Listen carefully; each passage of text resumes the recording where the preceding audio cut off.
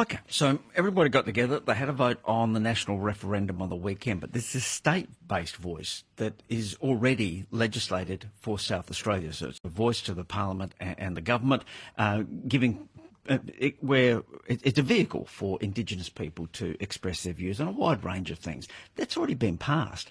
Yesterday, the Premier, he was on the program that we did talking about the referendum. And I said, by the way, what are you going to do with the state-based voice? There's some speculation that maybe you're wavering on this. Peter Malinauskas, are you committed to going ahead with the South Australian voice? It was suggested this morning that maybe you might be wavering on this. I'd be surprised. Who suggested that? There was a piece in the Sunday Mail today. No, couldn't be further from the truth. The State Parliament has legislated on the South Australian voice to Parliament. It was done after probably one of the most exhaustive pieces of community consultation that I've borne witness to through the South Australian Voice Commissioner. So the Parliament has legislated on this issue. It was something that had bipartisan support for the majority of its development. It didn't get there in the end because the State Liberals changed their position. But no, the Parliament has legislated for this, so it will be established. Okay, so what's going on? We got in touch with Sarah Game from One Nation, David Spears, the opposition leader, and Tammy Franks from the Greens. They're in the upper house. Sarah Game says, well, I've got some ideas of my own. We caught up with her.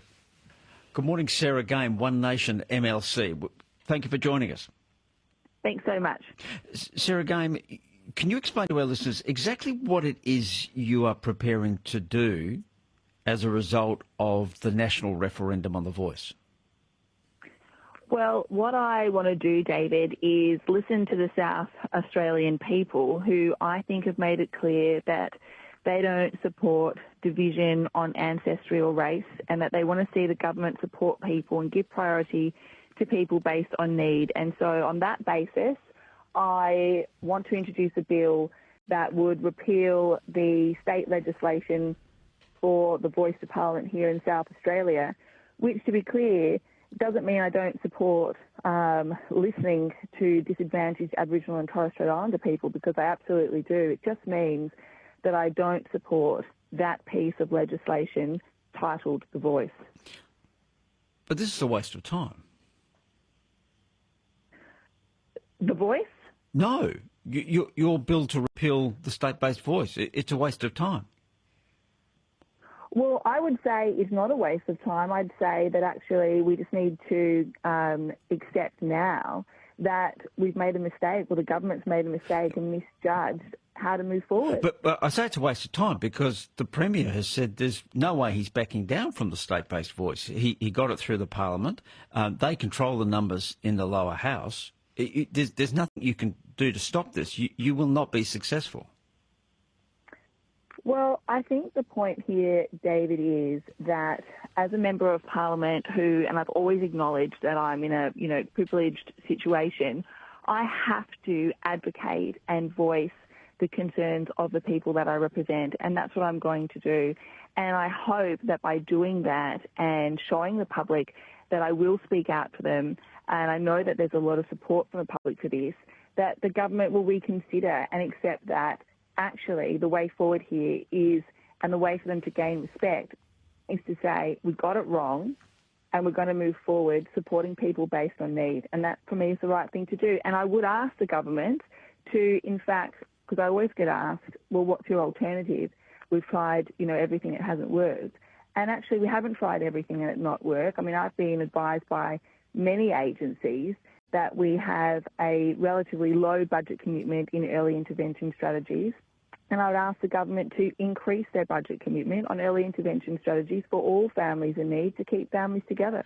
Okay, so your alternative is more funding for remote Indigenous communities? Because you said earlier this bill doesn't mean you don't want to listen to those people. You just don't want to listen to them as a voice, in air quotation marks. So your solution is more funding.